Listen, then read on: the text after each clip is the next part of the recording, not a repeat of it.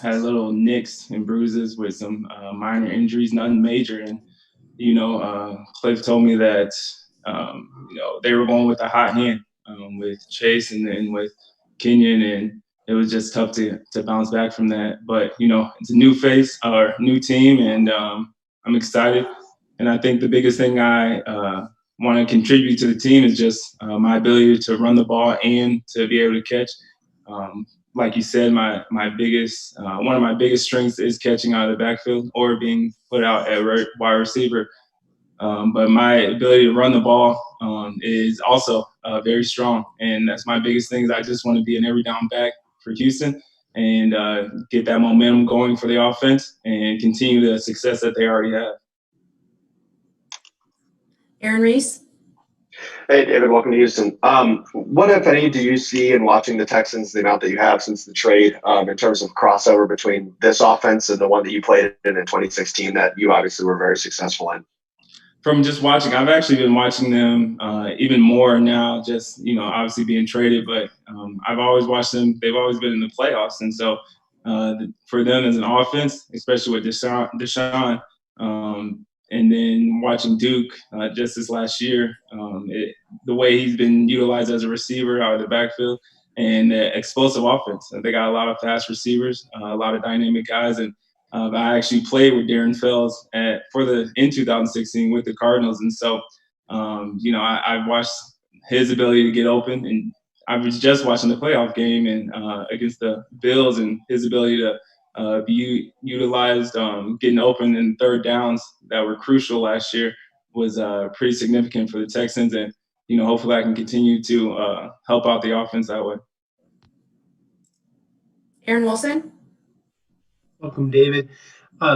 When you first heard about the trade, what was your initial reaction?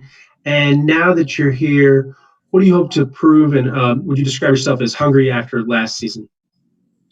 My initial reaction was I was very excited. I was on vacation with my family, my wife and kids, and we were very excited. A new beginning, and like I've been saying, Texans are always in the playoffs. A very successful team, and then they have weapons all over. And so I was very, very excited to be a part of that organization. Very thankful.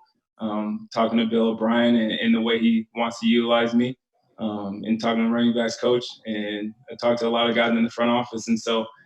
It was, excitement from the start, and basically I have that chip back on my shoulder. Ever since I've been in the league, I've always had that chip. And my biggest thing is I just want to get back to 2016, if not better than 2016 season, and I think the biggest thing is everyone knows is just staying healthy.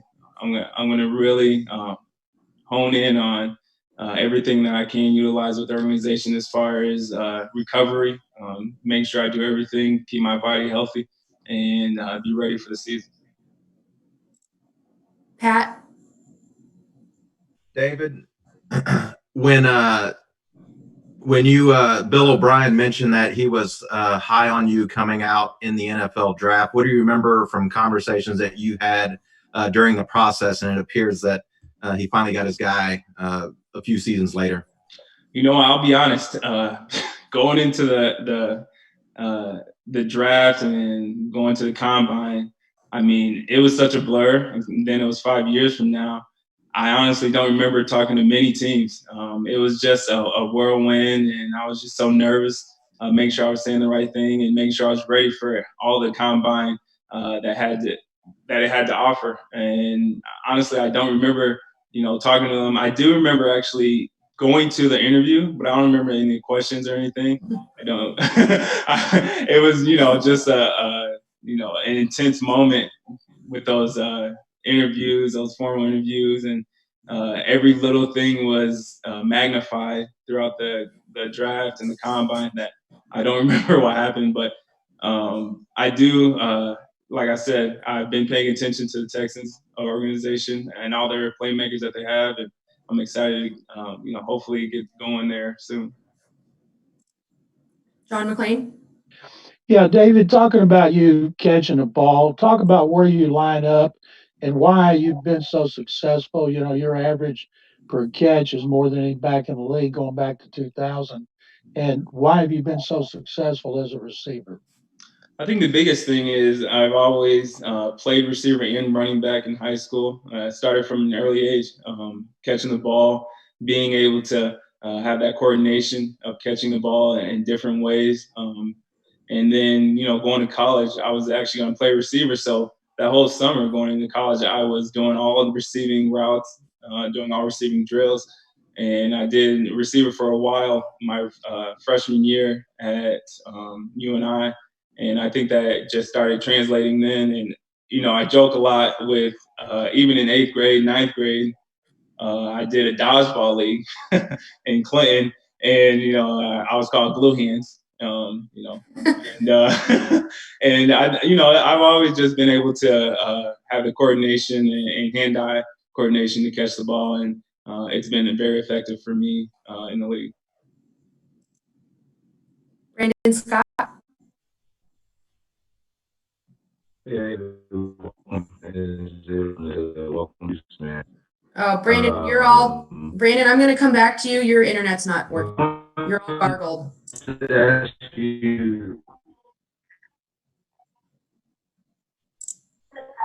Aaron Wilson, you're up. Thank you.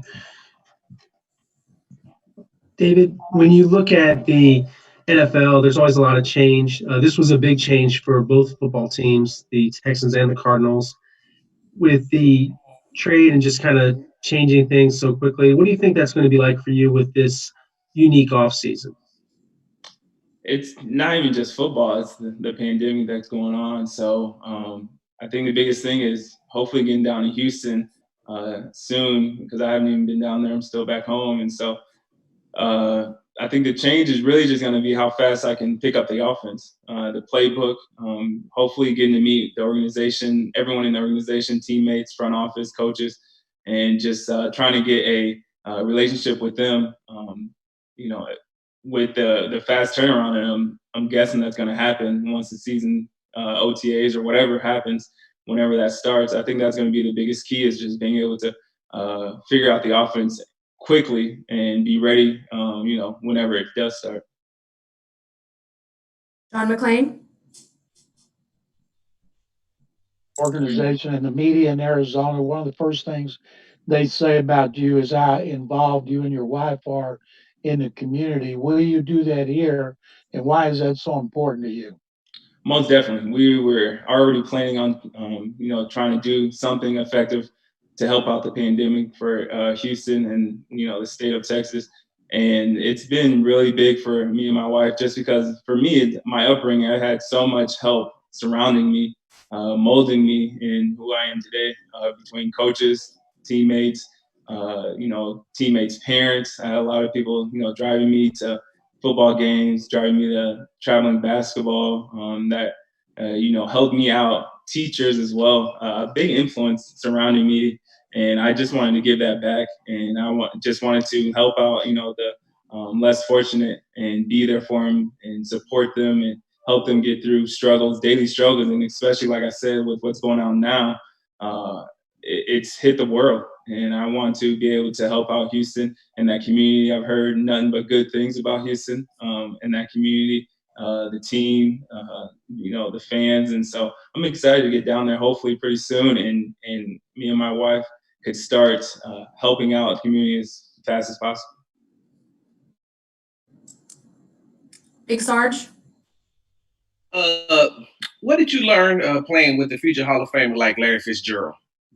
I learned a lot, man. I mean, there's so much that I learned from him. I learned just as much off the field as I did on the field, just as far as entrepreneurship, being a leader, not just by speaking, but leading by example, doing everything right on and off the field so no one can ever have anything negative to say about you, helping the community. He's helped me with that. And my brand, how personable I am, no matter who I meet, just being able to talk to them and relate to them, no matter who it is.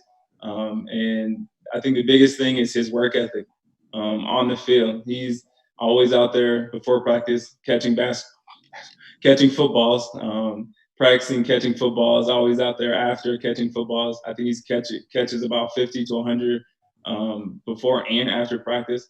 and he's a guy who's always, ready to play.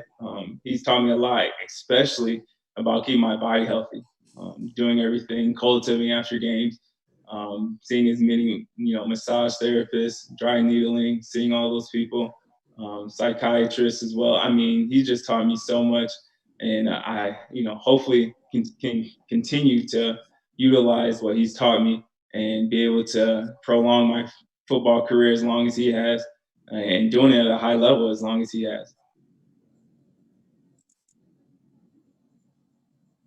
Sarah? Hi, David. Obviously, the trade not only brought you to Houston, but it also sent a fan favorite, DeAndre Hopkins, to Arizona. I'm sure you've seen some of the reaction online about the trade. How have you processed that?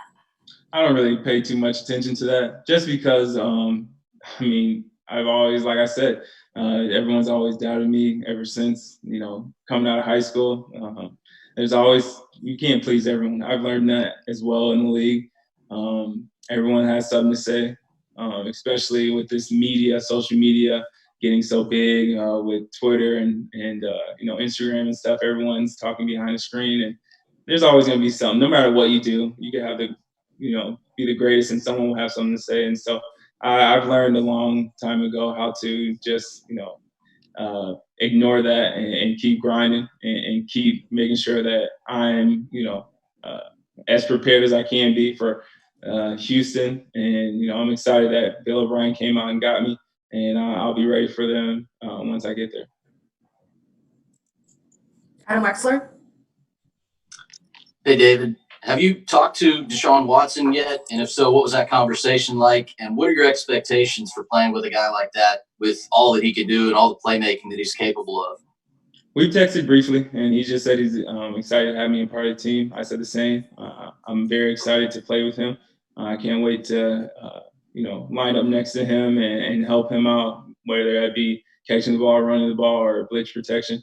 And man, just from watching him, I've watched him ever since college. Honestly, he played actually down here when they played in the bowl game, and I got a upfront view of how big of a playmaker he is for the offense as a quarterback, calling the plays, and not just utilizing his throwing arm, but also running the ball. And so I think it'll be tremendous what we can do together, as far as for the offense, and continuing, like I said, that success, and hopefully getting over that hump of through the playoffs and getting to the Super Bowl. All right, we'll just do like 3 more and then we'll be done. James Palmer, you're up. Hey, David, question about this kind of virtual offseason you're going to go through with a new club. Do you have any tricks or ideas that you're going to try to kind of lean on to learn this offense in a capacity that you probably didn't think you'd be going through, and how you're trying to pick this up? Honestly, I haven't even thought to what to use. Normally, I just use kind of a note cards to learn offenses. That's what I've done for schooling, and it's helped out a lot. So I think I'll use the same, a note card type system, just to memorize the offense and the scheme and the plays. And we'll see. I mean, we'll see when we haven't used it and started it yet. So I think everyone's going to have to go with the flow and try to figure out ways to learn the offense, or, learn the scheme as they go. Aaron Wilson? Yes. David, in terms of, what you have left in the tank, how much do you feel like that's maybe a misconception that people, look at your career, they say, hey, what's he got left? Because that's the one thing that people want to see is, that you're going to have that longevity and durability. What would you say to that? I say that, you can't really I think that is a big misconception, because especially in this league, I mean, it's football. Guys get nicked up, get injuries all the time, and so you can't really predict what's going to happen. I know that I'm going to do everything that I can to be ready and keep my body as healthy as possible. And I think the biggest thing that I'm going to really focus on is doing overtime as far as keeping my body healthy. Maybe doing a cold tub a little longer, doing treatment a little longer, even if I don't need to. Maybe I got a little bruise, just making sure I make sure that's healthy as possible before I even go step on the practice field or in a game.